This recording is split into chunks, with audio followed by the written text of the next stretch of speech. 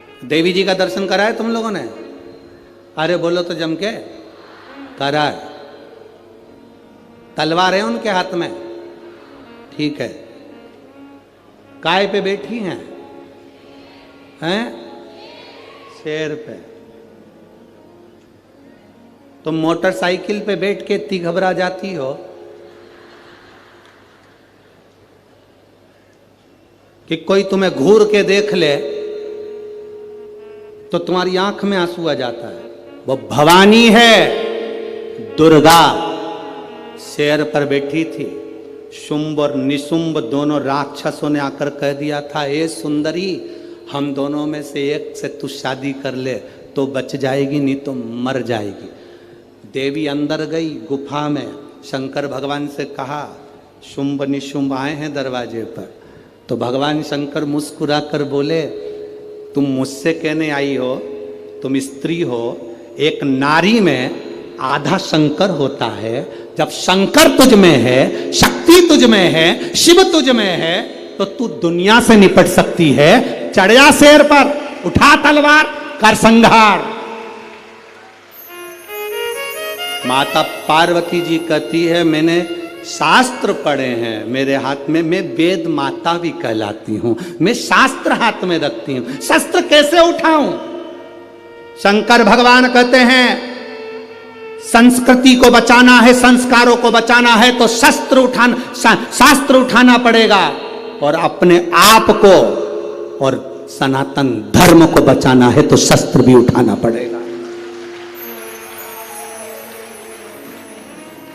यह हमारे को ऊपर निर्भर करता है। हम शास्त्र भी उठा सकते हैं और शस्त्र भी उठा सकते हैं। ये मां जगजननी दुर्गा भवानी का दर्शन करने जाओ तो उस माता को प्रणाम कर कर उससे कह कर आना, मां जब शास्त्र की जरूरत हो तब मुझे शास्त्र देना, और जब शस्त्र की जरूरत हो ऐसा बल देना, ऐसा शस्त्र देना कि दुनिया के लोग याद रखें। क्या मैं नवरात्रि में अगर मान लो कोई साधना करना हो तो कौन सी साधना करना चाहिए? हम किसकी आराधना करें? हम 9 दिन तक किसकी साधना करें? तो अगर बन सके तो देवी भागवत में सबसे सुंदर साधना यही है। चतुर्थी है तो 4 कन्या का पूजन करो। जो वृक्ष लगता है, वृक्ष में जो गोंद लगती है वो ब्राह्मण हत्या का अंश है। इसलिए हमारे सनातन धर्म में है, उस प्रसाद में गोंद नहीं डाला जाता। ब्राह्मण हत्या का अंश दिया पृथ्वी को, पृथ्वी ने ब्राह्मण हत्या का अंश लिया तो पृथ्वी का जो बंजर भाग है वो ब्राह्मण हत्या का अंश है। पृथ्वी के ऊपर जो वृक्ष लगते हैं, वृक्ष में जो गोंद लगती है वो ब्राह्मण हत्या का अंश है। तुम्हारी बहू का जाता हो, बहू की डिलीवरी हो, बहू को संतान हो, उसको खूब बादाम काजू गोंद घी में तल तल कर खिलाओ, मना नहीं है। पर जब जन्माष्टमी का त्योहार हो, रामनवमी का त्योहार हो, भगवान का प्रसाद बन रहा हो, उसमें गोंद मत मिलाओ, क्योंकि उसमें ब्राह्मण हत्या होती है।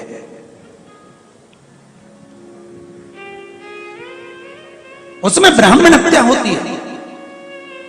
पृथ्वी को ब्राह्मण हत्या का अंश दिया तो पृथ्वी ने कहा, मेरे ब्राह्मण हत्या के अंश को कहां रखूंगी? पृथ्वी का बंजर भाग ब्राह्मण हत्या का अंश है। पृथ्वी पर जो वृक्ष लगता है, वृक्ष में जो गोंद लगती है वो ब्राह्मण हत्या का अंश है। इसलिए भगवान के प्रसाद में गोंद नहीं मिलाई जाती। आपकी बहू का जापा हो, बहू की डिलीवरी हो, बहू को संतान हो, तुम्हारे लिए लड्डू बनाओ, चाहे दाल का बनाओ, मूंग का बनाओ, उड़द का बनाओ, उसमें खूब गोंद मिलाओ। पर भगवान का अगर प्रसाद बना रहे हो तो उसमें गोंद नहीं होना चाहिए, ब्राह्मण हत्या का दोष लगता है। भगवान को गोंद का लड्डू नहीं लगाया जाता। हम मंदिर में दीप क्यों लगाते हैं? दिया लगाने का कारण क्या होता है? दिया लगाने का केवल एक कारण होता है, हम भगवान के मंदिर में प्रकाश करने के लिए दिया नहीं लगाते। हम भगवान के मंदिर में उजाला करने के लिए दिया नहीं लगाते। शिव महापुराण, पद्म पुराण और हमारा शास्त्र वर्णन करता है कि हम जब भगवान के मंदिर में दिया लगाते हैं, दीप प्रज्वलित करते हैं, तो दिया परमात्मा के लिए नहीं लगाते। जब हम दीप प्रज्वलित करते हैं तो जैसे ही मंदिर में प्रकाश होता है, वैसे ही हमारी जिंदगी में चारों तरफ प्रकाश होना प्रारंभ हो जाता है। माँ जगज्जननी, माँ अम्बा, माँ जगज्जननी दुर्गा भवानी, अष्टभुजा धात्री माँ दुर्गा, माँ भवानी, माँ देवी अगर शिव जी को प्राप्त करने के लिए कोई व्रत कर रही हैं, शंकर भगवान को प्राप्त करने के लिए कोई साधना कर रही हैं, भगवान को पाने के लिए कोई उपास कर रही हैं, यहाँ तक शिव महापुराण की कथा कहती है कि उन्होंने भोजन त्याग दिया था, जल त्याग दिया था, फल त्याग दिया था। शिव महापुराण की कथा कहती है केवल वृक्ष की पत्तियों को ग्रहण करती थी, वृक्ष की पत्ती को भी छोड़ दिया था। दुर्वा का एक छोटा सा अंश मां जगतजननी माता पार्वती ग्रहण कर रही थी, एक छोटा सा अंश दुर्वा का, वो भी छोड़ दिया था। पत्ती छोड़ दी, दुर्वा खाना छोड़ दिया, फल खाना छोड़ दिया, भोजन करना छोड़ दिया, जल पीना छोड़ दिया। तब माता पार्वती केवल वायु का ही पान करती थी, केवल वायु का पान करती थी। समय ऐसा आया कि माता पार्वती जी ने वायु का पान भी नासिका की एक स्वर से करना प्रारंभ किया। देवादिदेव महादेव पार्वती जी के सम्मुख में प्रकट हुआ और शिव जी ने पार्वती को वर प्रदान किया। शंकर जी कहते हैं सुनो पार्वती, तुमने मेरी आराधना करी है, तुमने मेरी साधना करी है, मेरी साधना इतनी बलवान तुमने करी है कि तुम्हारी शक्ति प्रबल हो गई। बाबा देवादिदेव महादेव की कथा को अगर आपने ये शिव और शक्ति के इस नवरात्रे के अवसर पर दिल से सुन लिया तो निश्चित है आपकी झोली खाली नहीं रहेगी, मेरा देवादिदेव महादेव भर कर ही भेजेगा। मां पार्वती जी को देते हैं भगवान देवादिदेव महादेव। जो नारी,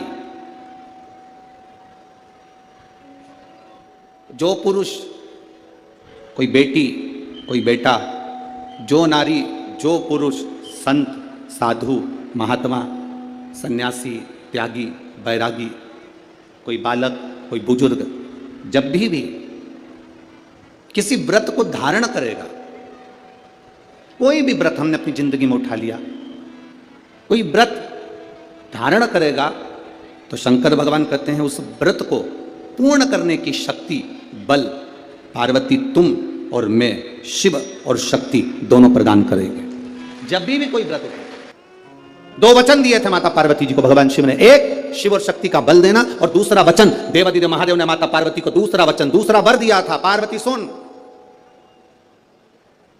संसार में रहने वाली नारी, पुरुष, बच्चे, बूढ़े, इस मृत्यु लोक में जो रह रहा है, संसार में अगर उसके जीवन में कभी दुख की एक घड़ी भी आई है तो उसके कर्म से आई है। उसने जो पूर्व में कर्म किया होगा उसके अनुसार उसको एक दुख की घड़ी में भोगना पड़ा है। पर उस दुख की घड़ी में पार्वती, अगर उसने भूलवश भी मुझे याद किया, शंकर कहते हैं मैं उसी क्षण उसके दुख को मिटाने के लिए संसार सागर में पहुंच जाऊंगा। मैं वचन देता हूं। ये माता पार्वती जी को शिव जी ने दो वचन दिए। पार्वती, एक शिव और शक्ति का बल व्रत, उपास, साधना, तप करने वाले को मिलता है। नवरात्र का व्रत करने वाले कई लोग नंगे पैर चलते हैं, कई लोग एक समय दूध लेते हैं, कोई कहता है कि मैं लौंग पर व्रत करता हूं, कोई अपने शरीर पर जवारे वो लेता है, कोई कुछ नियम धारण करता है, कोई कुछ नियम धारण करता है। सारे नियम, व्रत, साधना, तप जितने लोग करते हैं, घबराने की जरूरत नहीं। ये बल तुम्हें जो देता है वो शिव देते हैं, वो भगवान शंकर शक्ति के साथ देते हैं। चाय पिलाओ मत पिलाओ, फिर भी सास मरते मरते अपनी जायदाद के, अपनी अंगूठी, अपनी चेन अपनी बहू को देके जाती है। उसी तरह मेरी माँ है। तुम चाहे दुनिया में कहीं पे भी धोख लगाने जाओ, कोई के हम तुलजापुर जा रहे हैं, कोई के हम वहाँ जा रहा है, कोई के हम माँ जा रहा है, और दुनिया भर में जा रहा है और माँ के पास नहीं आ रहा, फिर भी माँ कहती मत आ, फिर भी मैं शांति से तुझे दूंगी, चिंता मत कर, मैं बैठी हूँ। वो राजा के लिए मैं तुलजापुर छोड़ के यहाँ आ गई। प्रेम से बोलो जय माता दी, सारे बोलो जय माता दी, मैं नहीं सुनिया जय माता दी, सारे बोलो जय माता दी, माँ कमला रानी, जय माता दी, माँ जग कल्याणी, जय माता दी, माँ अम्बे रानी, जय माता माँ दी, तुलजा रानी, जय माता दी, जय माता दी, जय माता दी, जय माता दी, जय माता ओ दी। मन मेरा मंदिर आके दिया बाती, होठों की है तालियां, रोल फूल बाती, रोम रोम का तेरा नाम पुकारती, आरती ओ मैया, आरती ओ शेरा वाली माँ तेरी आरती। कृपा करने वाली, दुनिया में कोई करुणा ना करे। क्रोध में आकर माने उसी समय अंधकासुर को मार दिया। मंथन हुआ, मंथन में सबसे पहले निकली है गौ माता। कितनी गाय निकली समुद्र मंथन में? 5 गाय समुद्र मंथन के समय पर निकली है। कितनी गाय निकली है? 5। पहली नंदा, दूसरी सुभद्रा, तीसरी बहुला, चौथी सुशीला, 5वीं सुरभि। 5 गाय मंथन में निकली है। कितनी निकली है? 5। और गाय निकालने का कारण क्या था? मंथन में सबसे पहले गाय क्यों निकली? क्योंकि गाय निकलने के बाद निकलेगा विष। क्या निकलेगा? विष। जो विष पिएगा उसका कंठ जलेगा। कंठ की जलन को अगर कोई रोक सकता है तो गौ माता का दूध रोक सकता है। इसलिए शंकर जी का अभिषेक कैसे होता है? अरे बोलो जम के, दूध से। गाय के दूध से अभिषेक इसलिए होता है क्योंकि अगर कंठ की जलन को कोई रोक सकता है तो गाय माता का दूध रोक सकता है। गौ माता। किस किस के यहां पर है गाय? हाथ उठाओ। जो गौ माता की सेवा करता हो उठाओ जल्दी जल्दी हाथ। उठाए हाथ, रख लो। बहुत बढ़िया, होना चाहिए। कुत्ता किस किस के यहां पे है? गरुड़ पुराण का 5वां अंश कहता है, गरुड़ पुराण का 5वां अंश कहता है कि कुत्ते की योनि नीचे से चौथे नंबर की है और गौ माता की योनि 84 लाख भी योनि है, उसके बाद मनुष्य की योनि। कुत्ते की सेवा करते करते मर जाओगे तो क्या बन जाओगे वापिस? कुत्ता। गाय की सेवा करते करते मरे तो गौ माता बन गए। गाय की योनि से छूटे मनुष्य बन गए। तो कुत्ते की सेवा करते करते मरे। सुबह मॉर्निंग वॉक में कुत्ता घुमा रहे थे और मर गए। कहीं अटैक आ गया, शुगर बढ़ गई, एक्सीडेंट हो गया, मर गए। कुत्ते की याद में छूटे तो कुत्ते बन गए। कुत्ते के बाद में जुए की योनि, फिर कीट पतंगा, जलचर थलचर वायुचर, ऐसे 84 लाख योनियां काटते काटते फिर मनुष्य दे, तो फिर वापिस नीचे नीचे। क्या महाराज? 5 गाय प्रकट हुई जिसका दूध निकले तो शंकर का अभिषेक हो। फिर बाद में निकला विष निकला। अब विष को दे तो दे किसको? भगवान विष प्रदान किसको किया जाए? विष किसको दिया जाए? किसको दिया था विष? है जम के बोलो। शंकर भगवान। जो अमृत पीते हैं वो देव कहलाते हैं, जो विष पीता है वो महादेव कहलाता है। विष पीने वाला। मनवृत्ति को परमात्मा की कथा में लगाना, मनवृत्ति को परमात्मा तक लेकर जाना सबसे ज्यादा कठिन है। 5 कर्मेंद्रिय, 5 ज्ञानेंद्रिय और 1 मन, ये 11 इंद्रियों में सबसे प्रखर अगर कोई इंद्रिय है तो वो मन है हमारा। बड़ा डोलता है, इसको ले जाओ सत्संग में, चला जाता है भोजन में। एक दिन लक्ष्मी जी ने भगवान नारायण से आखिर रोक कर कह दिया, प्रभु। भगवान बोले बोलो देखो जरा। वो रोज प्रतिदिन शाम के समय घूमने निकल जाता है और एक तुम कभी हमको कहीं लेके ही नहीं जाते। भगवान नारायण बोले चल तू अब भी उठ, अभी उठ, चल चल। लक्ष्मी जी बोली यारी तैयार हो गए। और जो लक्ष्मी जी तैयार होने गई, ऐसा श्रृंगार करने माता लक्ष्मी गई कि श्रृंगार करने में लक्ष्मी को जब तैयार होने बैठी तब तक जब बाहर निकल के आई अंधेरा हो गया। अंधेरा हो गया तो भगवान विष्णु लक्ष्मी से बोले अब तो शाम हो गई, अब क्या करेंगे जाकर? तो लक्ष्मी जी बोली पर एक बात बताओ, अपने को तो शाम हो गई पर ये तो दोनों रोज जाते हैं, तो क्या पार्वती तैयार नहीं होती? क्यों होती होगी? तो ये दोनों चले जाते हैं। मुझे तो कितना समय लगा बैकुंठ के 8 दरवाजों में ताला लगाना, 24 खिड़कियों में ताला लगाना, दरवाजा बंद करना, तब जाकर बाहर निकल के तुम्हारे साथ घूमने जाना। तो इनकी यहाँ ताला वाला लगाते नहीं क्या? तो भगवान विष्णु बोले कुछ हो तो लगाए। तो लक्ष्मी जी बोली इनके घर में कुछ भी नहीं है कि थोड़ा बहुत अगर सामान भी है तो ताला लगाने की जरूरत ही नहीं है। गले में से उतार के एक बब्बा को छोड़ के चले जाता। किसी के बाप में दम तो घुस के बता, कोई घुसे तो सही। तुम्हारा तो काम ही नहीं ताला चाबी का। को 4 बजे से लेकर 7 बजे के बीच में शंकर और पार्वती के भ्रमण का समय रहता है। मेरे देवाधिदेव महादेव माता पार्वती के भ्रमण का समय। भगवान शंकर पार्वती घूमने को निकले। इसलिए हमारा सनातन धर्म कहता है शाम के समय पर माताओं को झाड़ू नहीं लगाना चाहिए। शाम के समय पर माताओं को चूड़ी बिछिया नहीं बदलना चाहिए। शाम के समय पर माताओं को मांग में सिंदूरा नहीं भरना चाहिए। शाम के समय पर माताओं को बाल नहीं बांधना चाहिए। शाम के समय पर माताओं को चौखट पर नहीं बैठना चाहिए। उसका कारण क्या है? क्योंकि पार्वती जी ने भगवान भोलेनाथ जी से कहा था कि तुम मुझे रोज शाम के समय प्रदोष काल में भ्रमण के लिए लेकर जाते हो, मेरे लिए आज्ञा क्या है? शंकर भगवान ने कहा, सुनो पार्वती, मंदिर के अंदर नंदी रहता है।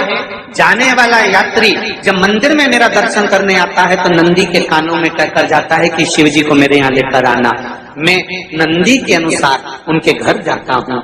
मेरा काम है उनका कल्याण करना और तेरा काम है उनके घर की नारी को अखंड सौभाग्यवती का वर प्रदान करना। ये तेरा काम है। तब पार्वती माता ने कहा, अखंड सौभाग्यवती होने का वर मैं तो दे दूंगी, पर उस समय पर माताएं चूड़ी बदल रही होगी, हाथ से चूड़ी निकाल रही होगी, तुम्हें वर कैसे दे सकती हूँ? मांग भर रही होगी, तुम्हें वर कैसे दे सकती हूँ? उस समय पर चूड़ी बिछिया बदला जा रहा होगा, तुम्हें वर कैसे दे सकती हूँ? उस समय पर झाड़ू लग रही होगी, तो मैं लक्ष्मी को वहां कैसे भेज सकती हूँ? आप बताओ। तो शंकर भगवान ने कहा, प्रदोष का समय एक ऐसा समय होता है, शाम का समय ऐसा होता है जिस समय पर केवल शंकर और पार्वती की आराधना का समय होता है। हम तो कई लोगों से कहते हैं, अगर आपके यहाँ संपदा नहीं आ रही है, बहुत मेहनत कर रहे हो, फल नहीं मिल रहा, कहीं नौकरी, कहीं सर्विस या कहीं व्यापार या व्यवसाय में कहीं तकलीफ आ रही है, हम सबसे कहते हैं शाम का समय पकड़ लो, शंकर जी के मंदिर में दिया लगाना प्रारंभ करो। शिव मंदिर में अगर दिया नहीं लगा रहे हो तो बेलपत्री के पेड़ के नीचे दिया लगा। बेलपत्री और शंकर जी के मंदिर में दिया नहीं लगा रहा तो शंकर जी के मंदिर के बाहर चौखट पर दिया लगा। इतना भी नहीं कर सकते तो अपने घर के बाहर अपने द्वार पर दिया लगा दो। बृहस्पति महाराज ने कहा कि शाम का समय जो प्रदोष का समय होता है, उस समय पर इंद्रदेव तुम शंकर जी की आराधना करो। शिव आराधना से शंकर जी जो मार्ग प्रशस्त करेंगे, शिव आराधना से जो शंकर जी कहेंगे वो तुम करना। ठीक है? आराधना करी बाबा भोलेनाथ जी। मालूम नहीं था इंद्रदेव को। बृहस्पति महाराज ने प्रदोष की महत्वता समझाई तो प्रदोष का समय जानकर शंकर जी पर 7 बेलपत्र प्रदोष के दिन इंद्र ने समर्पित कर दी बिना सोचे। कितनी बेलपत्र? 7। प्रदोष का व्रत करो चाहे ना करो, मंदिर में चढ़ी हुई बेलपत्र को उठा लो,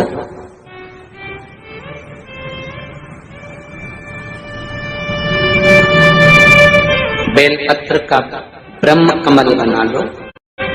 ब्रह्म कमल का मतलब होता है डंडी बीच में रहे, आसपास पत्तियां रहे। 7 पत्ती का ब्रह्म कमल बनाकर, जैसे ये तो इसको फैला लिया, 7 पत्ती ब्रह्म कमल बना। प्रदोष का व्रत करें ना करें, जरूरी नहीं है कि वृक्ष से ही पत्ती लेकर आओगे तो ही शंकर जी को चढ़ाओगे।